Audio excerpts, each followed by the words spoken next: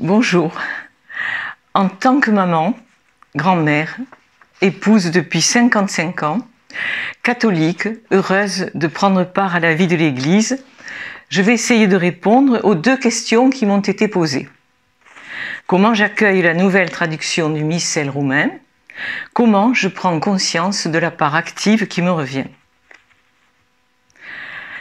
Pardonnez-moi, ce n'est pas avec enthousiasme que j'ai accueilli cette nouvelle traduction. J'ai été un peu déçue. Changer quelques mots m'a paru insuffisant en ce monde où je cherche des réponses simples pour répondre aux questions qui me sont posées sur ma religion, en particulier sur la messe. Réflexions et questions parfois agressives, mais qui me paraissent le signe d'une grande souffrance et peut-être le début d'un chemin.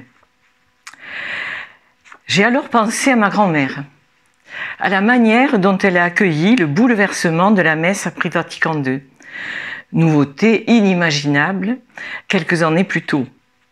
Elle a continué chaque dimanche à se préparer, se faire belle, pour assister à ce moment si important dans sa semaine.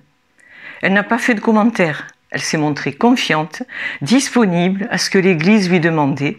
Elle a tout accepté et attendu humblement les mêmes pour recevoir l'hostie. C'est ce souvenir de ma grand-mère qui m'a permis de changer d'attitude.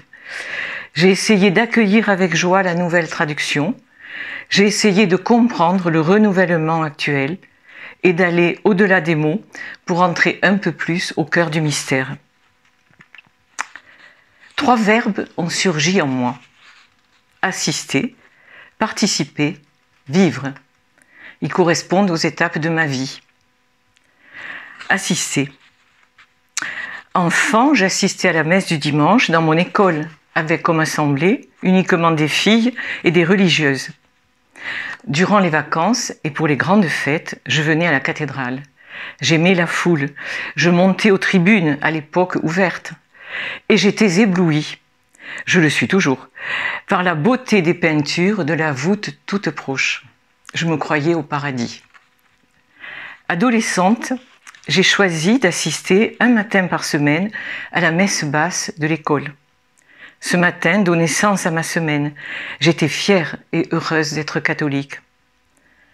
Étudiante, je me suis éloignée de ces moments emplis d'une joie simple et d'une grande ferveur. Mais j'ai continué à lire la Bible, jusqu'au jour où la nécessité de partager mes découvertes et mes questions s'est imposée à moi. Participer. Grâce à mes enfants, j'ai retrouvé le chemin de l'Église. En catéchèse familiale, avec ma fille, il a été proposé de préparer la messe de première communion aux parents qui le désiraient. Et c'est ainsi que j'ai retrouvé le goût de la messe.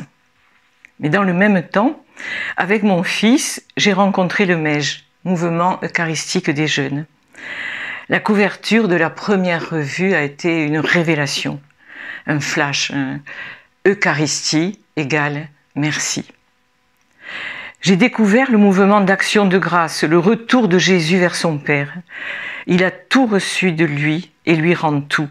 Et je suis entrée dans cette attitude d'offrande. À la présentation des dons, chacun à sa manière s'unit intérieurement à l'offrande que le Christ fait de sa vie à son Père. J'offre ma vie, celle de mes proches, celle du monde. Sur l'autel, nous sommes une miette de ce pain, la petite goutte d'eau mêlée au vin que le prêtre, in persona Christi, va transformer en corps du Christ. Par lui, avec lui et en lui, j'entre dans ce grand mystère pascal, le passage de la mort à la vie. La nouvelle traduction de la prière sur les offrandes, que mon sacrifice qui est aussi le vôtre, m'a profondément touchée.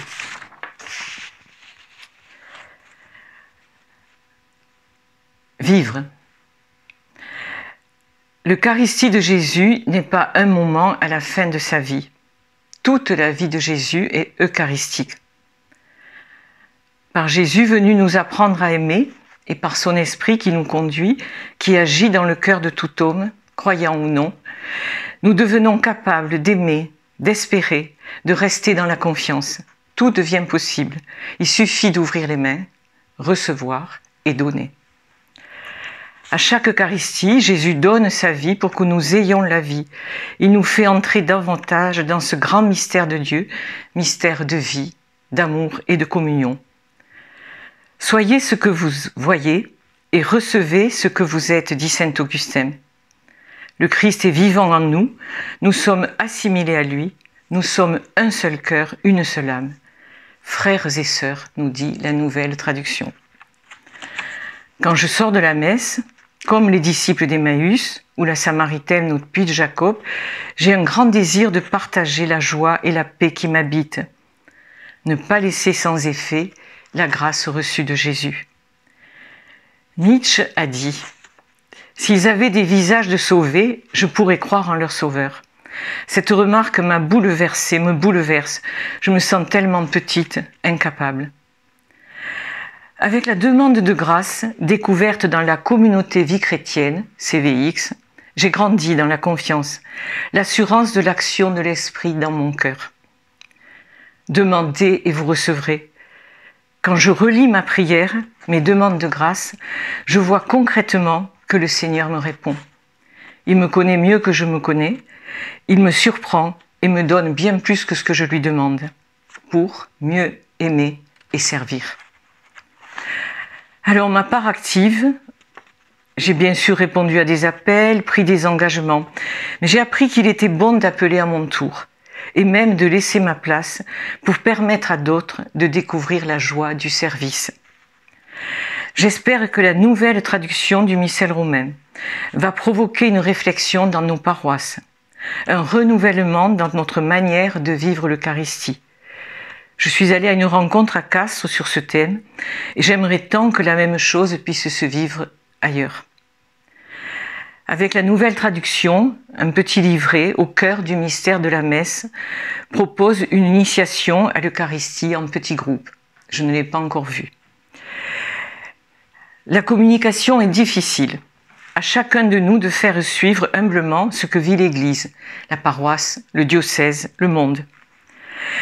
Les échanges en petits groupes, par exemple les rencontres avec le livret diocésain ou la démarche synodale, sont des moments forts, riches de nos différences, qui permettent d'aller en vérité au cœur de la foi. Ces partages peuvent susciter le désir d'une rencontre personnelle avec le Christ et permettent une meilleure connaissance de l'Église. Seigneur, je te rends grâce pour les personnes que tu as mises sur ma route depuis mon baptême. Elles ont su marcher à mon rythme et m'ont permis de faire un pas de plus dans ce grand mystère de la foi.